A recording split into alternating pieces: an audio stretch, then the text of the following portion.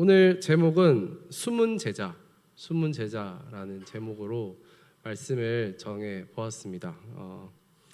성경에 오늘 본문에 있는 아리마대 요셉이라는 인물을 같이 오늘 좀 함께 조명해 보고, 그 아리마대 요셉과 나를 조금 비교해 보셨으면 좋을 것 같아요.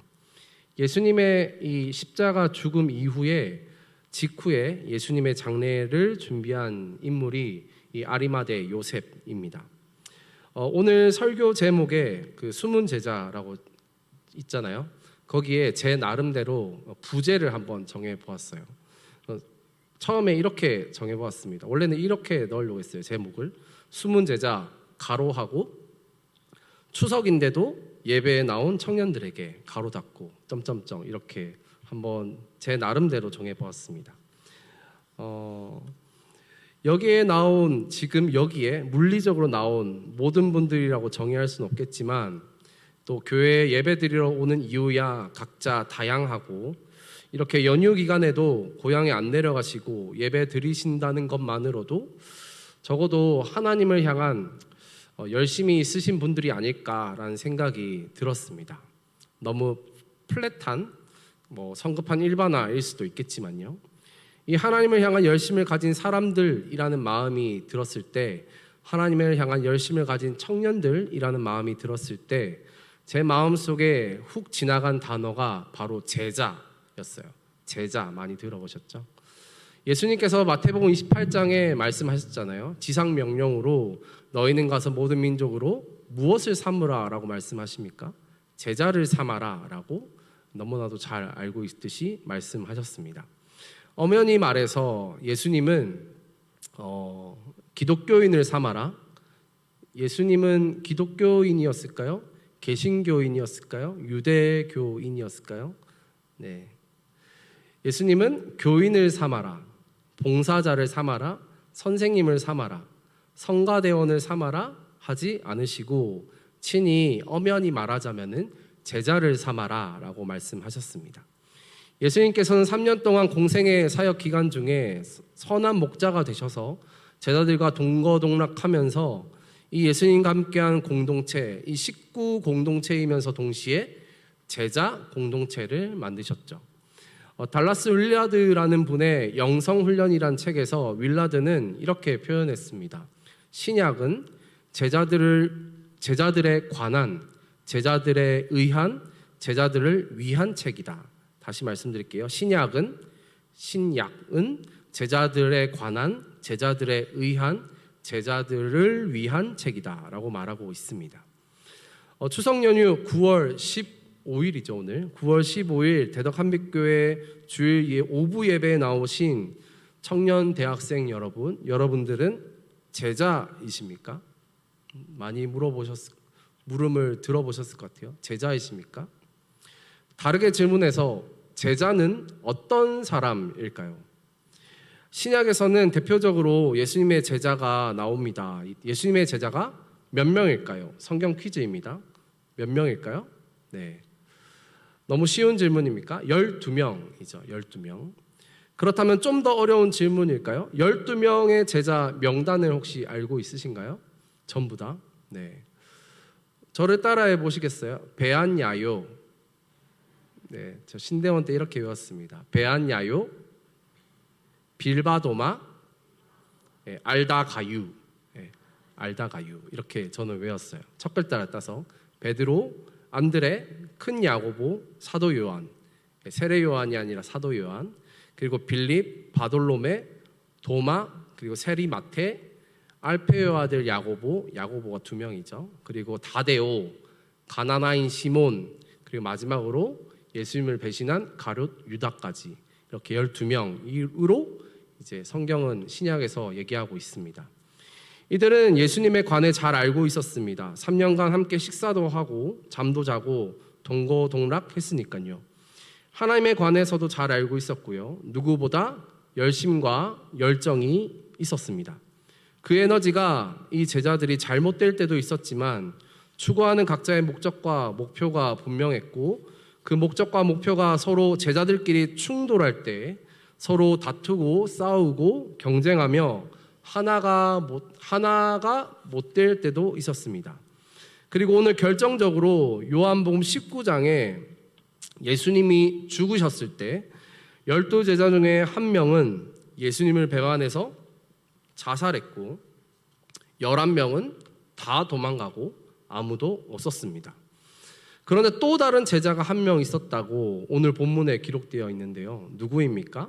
이 12명의 제자 명단 중에 한 명이 아니라 38절에 보시면 오늘 본문에 처음에 나와 있는 대로 아리마대 사람 요셉은 예수의 제자이나 라고 표현합니다. 12명의 제자 말고 예수님의 다른 제자가 또 있었다라고 오늘 말하는 건가요?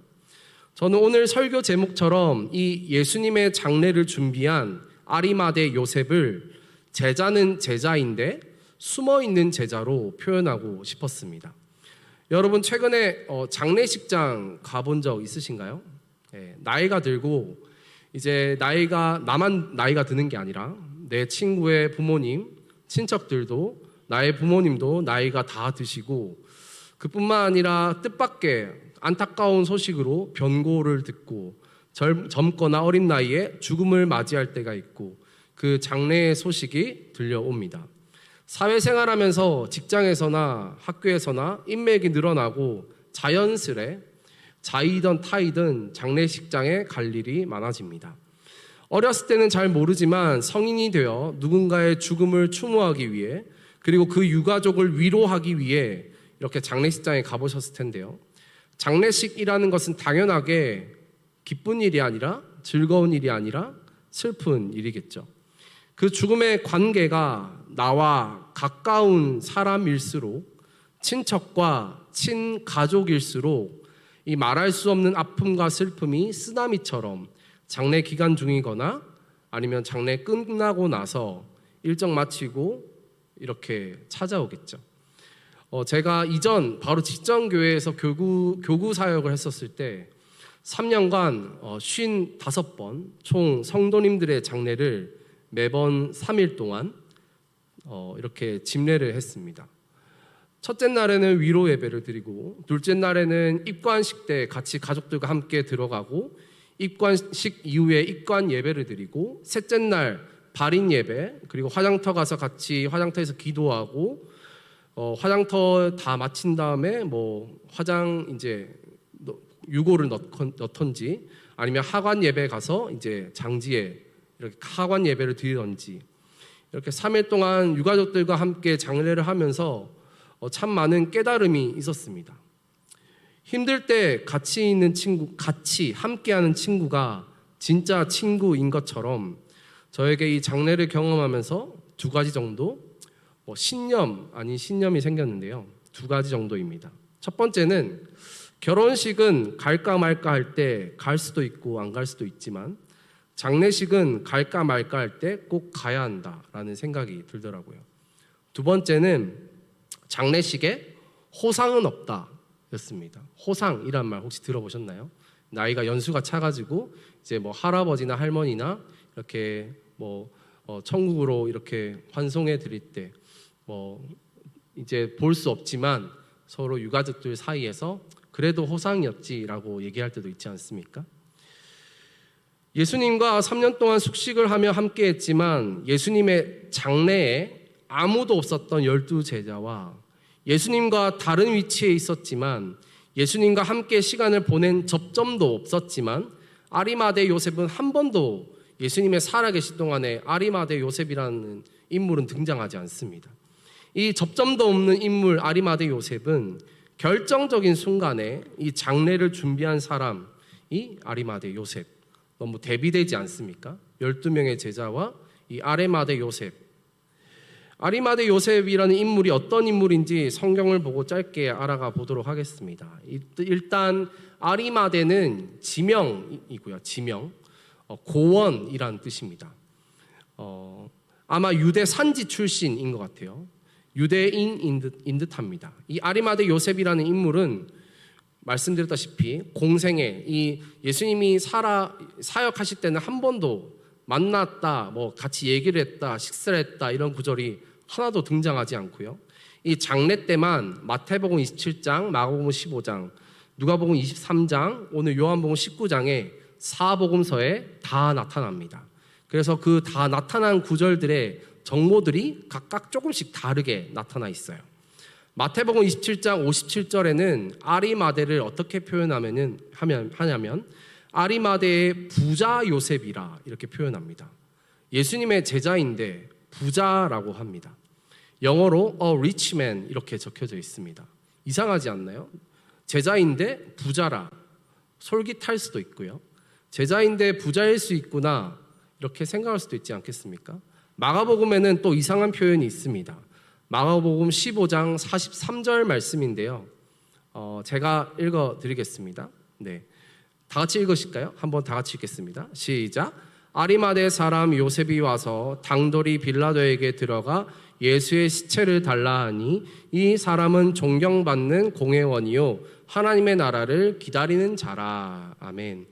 존경받는 공회원이라고 합니다. 공회원, 즉 유대 지방 최고 정치 재판 의결 기구인 산헤드린 공의회 소속 의원이었습니다. 그러니까 시의원도 아니고 구의원도 아니고 오늘날로 치면 국회의원, 장관급 정도 되는 인물입니다.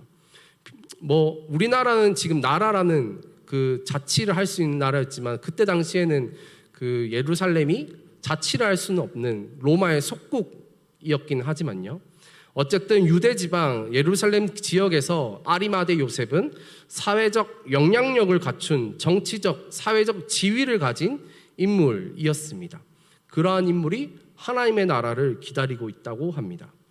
누가복음 23장 50절에는 이런 정보가 있습니다. 이 경제적, 사회적 영향력을 갖춘 인물이 선하고 의롭기까지 한 인물이다라고 설명합니다. 직접적으로 이 예수님의 제자다라는 표현은 마태복음과 오늘 요한복음에만 나옵니다. 다시 설교 초반에 했던 질문을 다시 드려보겠습니다. 제자는 어떤 사람들일까요? 제자 아리마대 요셉을 어떻게 생각하시나요? 그 아리마대 요셉의 경제력, 정치력이 부러우신가요? 아니면 제자가 되려면 저런 부자가 되거나 사회적 위치에 오를 수 없고 그래서 아리마대 요셉은 12명의 예수님 제자 명단에 들어가지 못했구나 이런 추측도 할 수 있을 것 같습니다. 다른 복음서에서는 없고 아리마대 요셉을 표현하는 것에 있어서 오늘 본문 요한복음에만 나오는 표현이 있는데요. 38절 다 같이 한 번 더 봉독해 보겠습니다. 38절입니다. 같이 읽겠습니다. 시작. 아리마대 사람 요셉은 예수의 제자이나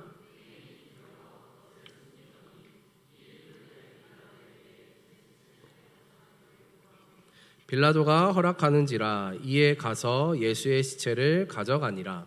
그 앞에 좀 보여주시겠어요? 자막으로 처음에. 아리마대 사람 요셉은 예수의 제자이나 무엇을 숨겼다라고 되어 있습니까? 그것을 숨겼다라고 되어 있는데 그것이 무엇일까요? 바로 자기 자신이 아리마대 요셉 자신이 예수님의 제자인 것을 유대인들에게 숨겼다라고 할 수 있습니다. 왜 유대인들에게 그것을 숨겼을까요? 유대인이 두려웠을까요? 이 예루살렘 사회 공동체 시스템에 속해 있는 아리마대 요셉 자신의 명성, 지위, 부를 잃게 될까봐 오는 두려움 때문이지 않을까요? 저는 이 두려움으로 숨었다라는 표현이 괜찮은 것 같습니다. 우리의 현실을 살아갈 때에도 내가 당당히 직장에서나 캠퍼스에서나 아니면 때로는 이제 추석 때 가족들에게서나 친척에게서나 내가 예수님의 제자예요 라고 당당하게 내보이는 사람도 있겠지만 이런 말 들어보셨나요? 샤이 보수, 샤이 진보 이런 것처럼 샤이 제자 이런 것 숨어서 난 내 마음속엔 제자이지만 표현하기엔 부끄러워 이런 사람도 있을 수 있겠죠. 예수님의 12 제자들은 내가 주를 위하여 죽겠다라고 베드로를 포함해서 예수님께 공언했지만 이 예수님의 장례식에는 아무도 없었습니다. 예수님의 임종조차도 예수님께서 십자가에 달려 돌아가실 때도 다 숨어 있었습니다. 하지만 이 아리마대 사람 요셉은 유대인이 두려워서 내가 제자라고 당당히 공언하지도 못했고 숨어 있었던 존재였지만 빌라도에게 이때만큼은 예수님의 시체를 달라 했던 유일한 사람이었습니다. 역사적으로 예수님 자신에게 지금 어떤 사회적 낙인이 찍혔습니까? 예수님은 반정치 체제범이었습니다. 로마 법으로 볼 때 정치적 혁명, 쿠데타를 일으키려고 한 죄인이죠. 십자가형이 집행된 상태입니다.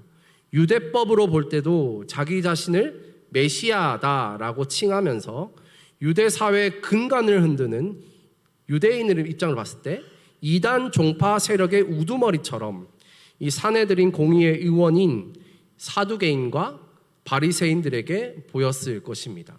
수많은 사두개인 바리새인들이 저 예수님을 죽여야 돼라고 했을 때 이 아리마대 요셉은 한마디도 아니야 라고 하지 못했습니다. 이 십자가형은 숨이 멎었다고 단순히 시체를 걷어들일 수 없는 형벌입니다. 십자가형은 많은 이들에게 로마의 체제를 위협하고 그 불순한 세력들이 당하게 되는 수치와 혐오와 저주와 두려움의 디스플레이, 전시 효과를 보여주는 퍼포먼스 사형 집행입니다. 로마라는 제국에 반역하게 되면 너희들도 이렇게 될 것이야 암묵적으로 보여주는 것이죠. 그래서 치명상을 입히지 않기 위해 예수님께서 손과 발에 못을 박혔잖아요. 손과 발에만 못을 박고 의도적으로 정맥과 동맥을 찌르지 않는다라고 합니다. 즉사시키지 않기 위해서요.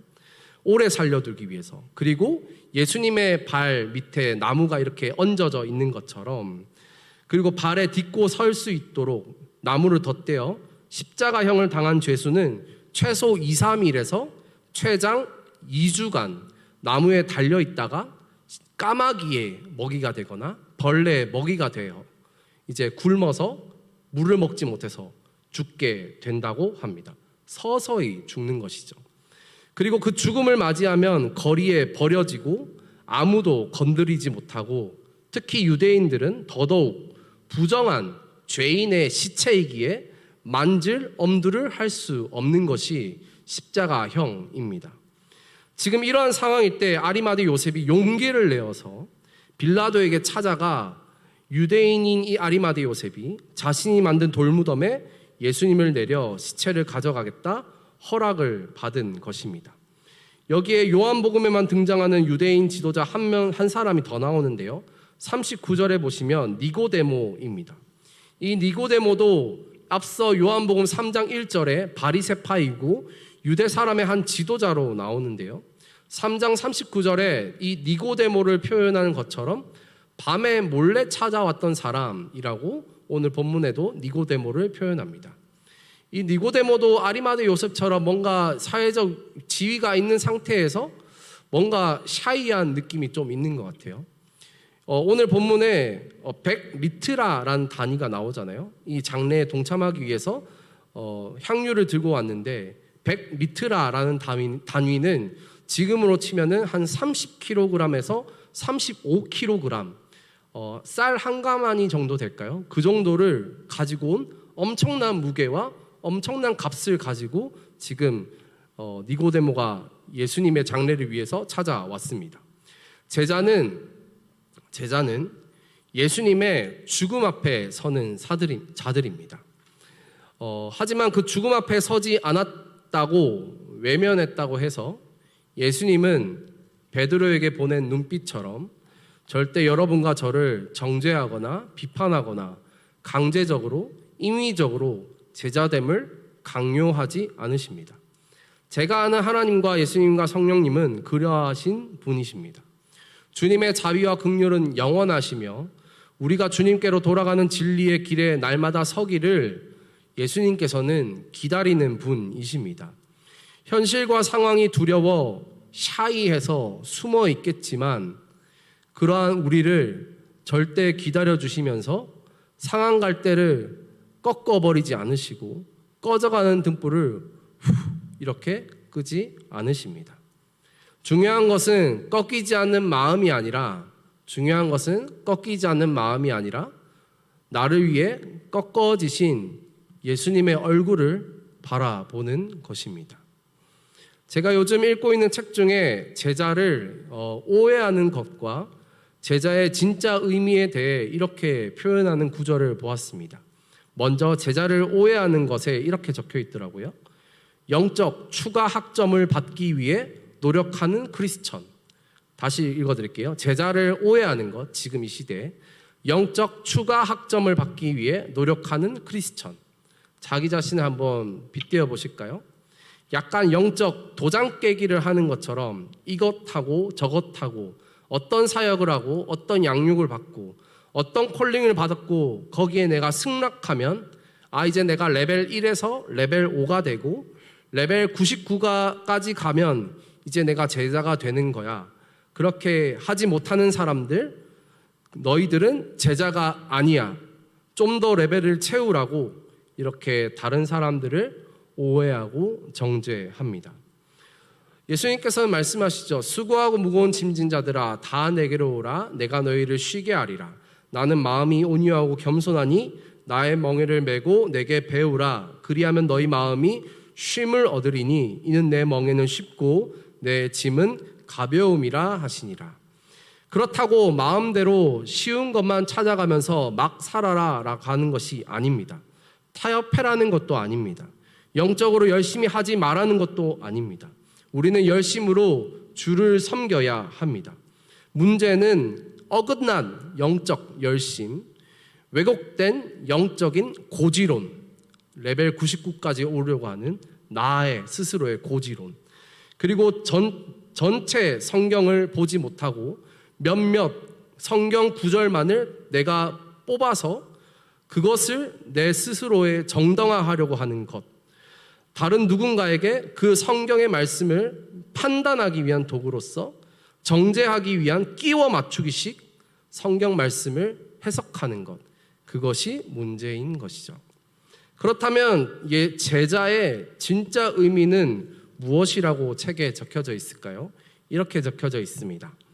예수님이 자신이라면 어떻게 사셨을지 고민해서 그렇게 사는 것을 궁극적으로 목표로 삼는 사람. 예수님이 자신이라면 어떻게 사셨을지 고민해서 그렇게 사는 것을 궁극적으로 목표로 삼는 사람. 이렇게 적혀져 있습니다. 중요한 것은 궁극적, 가장 큰 우선순위라는 말이 중요합니다. 예수님의 죽음과 부활을 날마다 그리고 내 인생의 가장 큰 경험으로 삼는 삶이라고 할 수 있습니다. 이 예수님의 죽음과 부활을 어떻게 지금 이 시대 2024년도에 경험할 수 있을까요? 예수님의 죽음과 부활이 나의 죽음과 부활로 어떻게 전이 될 수 있을까요? 요한복음 3장에서 니고데모는 이 거듭남이 무엇인지, 구원이 무엇인지, 칭의가 무엇인지 제대로 알지 못한 상태에서 이 개념을 너무 몰라서 너무 궁금해서 밤에 몰래 예수님께 찾아왔습니다. 그리고 예수님께서 응답하시죠. 하나님이 세상을 이처럼 사랑하셔서 독생자를 주셨고 그리고 우리를 구원하셨고 18절에 아들을 믿는 사람은 심판을 받지 않고 믿지 않는 사람들은 심판에 이른다라고 예수님께서 친절히 설명해 주셨습니다. 그리고 이 밤에 찾아온 어둠에 찾아온 니고데모에게 빛을 얘기합니다. 3장 21절 제가 세 번역으로 읽어드리겠습니다. 진리를 행하는 사람은 빛으로 나온다. 그것은 자기의 행위가 하나님 안에서 이루어졌음을 드러내려는 것이다. 이 말씀을 들은 니고데모는 밤, 이 어둠이라는 그늘에서 벗어나 빛의 자녀가 되었고 빛의 자녀가 된 니고데모는 오늘 본문 말씀에 자신의 향유를 그대로 주님께 온전히 드리며 그 어둠의 굴에서 빛의 부활에 예수님을 준비하는 사람이 되었습니다. 41절 다 함께 읽고 말씀을 정리하겠습니다. 오늘 본문 말씀 41절 함께 읽으실까요? 시작. 예수께서 십자가에 못 박히신 곳에 동산이 있고 동산 안에 아직 사람을 장사한 일이 없는 새 무덤이 있는지라. 아멘. 이 무덤의 표현을 왜 굳이 아직 사람을 장사한 일이 없는 새 무덤이라고 요한복음 기자가 길게 설명할까요? 완전 클리어하지 않는 무덤이라면 기존의 그 굴이 이전에 썼던 무덤이라는 뜻일 테고, 그때 당시에 가족묘였기 때문에 이전 조상들이 함께 예수님과 동굴에 묻혔을 것이고, 몸의 부활이라는 것을 밝힐 수 있는 명확한 증거로 볼 수 없기 때문에 굳이 이렇게 구구절절 설명하지 않았을까 판단됩니다. 완전 새로운 동굴, 완전 새로운 무덤에 예수님만 홀로 장사되어 들어가셨다가 3일 만에 어떤 일이 일어났습니까? 부활하신 몸을 입고 예수님께서 나오셔서 그 무덤은 아무도 없는 깨끗한 빈 무덤이 되었던 것이죠. 다른 정황 증거를 제시하거나 생각할 수 없겠죠. 사랑하는 대덕한빛교회 청년 여러분, 숨은 제자가 돼도 괜찮습니다. 하나님은 여러분을 사랑하십니다. 사랑하시고 너무 아끼셔서 여러분에게 안식과 평안과 기쁨과 쉼을 허락하십니다. 반대로 하나님은 죄와 함께 하실 수 없는 분입니다. 그래서 우리에게 어둠의 자녀가 아니라 빛의 자녀로서 죄와 싸우되 피 흘리기 싸우기를 원하시며 영적인 전신갑주를 취하기를 원하시고 이 세상에 빛과 소금이 되길 원하십니다. 그 하나님의 원함과 바램을 지엽적으로 한 면만 따서 자신의 목적과 인생을 디자인하는데 이용하지 않으면 좋겠습니다. 부끄러운 모습 그대로, 아니면 원하는 모습 그대로, 연약한 모습 그대로, 숨어있는 모습 그대로 주님께 나아갈 때 인생에서 단 한 번 정도는 예수님의 이 장래의 때, 이 아리마대 요셉의 때가 여러분들에게도 올 때가 있을 것입니다. 보네퍼의 나의 청년에게라는 책이 있습니다. 거기에 친구라는 제목의 글이 있는데요. 짧게 읽어드리겠습니다. 친구란 신뢰할 수 있어야 하며 행복할 때나 역경의 때나 당신 자신을 온전히 맡길 수 있어야 합니다. 친구는 당신의 행복이나 아픔에 동참하며 당신과 함께 기뻐할 것입니다. 혹여 당신이 너무 힘겨운 짐을 져야 할 때면 그 짐을 감당할 수 있도록 힘이 되어줄 것입니다. 그것이 한 사람이 다른 사람의 삶을 함께 살아가는 것입니다. 그러나 두 사람은 각자의 삶을 하나님 안에서 살아야 합니다. 그러면 당신들은 친구입니다. 마지막 문장만 한 번 더 읽어드리겠습니다. 그러나 두 사람은 각자의 삶을 하나님 안에서 살아야 합니다. 그러면 당신들은 친구입니다. 마태복음 11장 19절 말씀 봉독해 드리고 그리고 찬양하고 기도하겠습니다. 인자는 와서 먹고 마시매 말하기를 보라 먹기를 탐하고 포도주를 즐기는 사람이요 세리와 죄인의 친구로다 하니 지혜는 그 행한 일로 인하여 옳다함을 얻느니라. 예수님을 표현한 구절입니다. 세리와 죄인의 친구이신 예수님을 오늘 이 시간 그리고 올해 만나시길 주님의 이름으로 축원드립니다.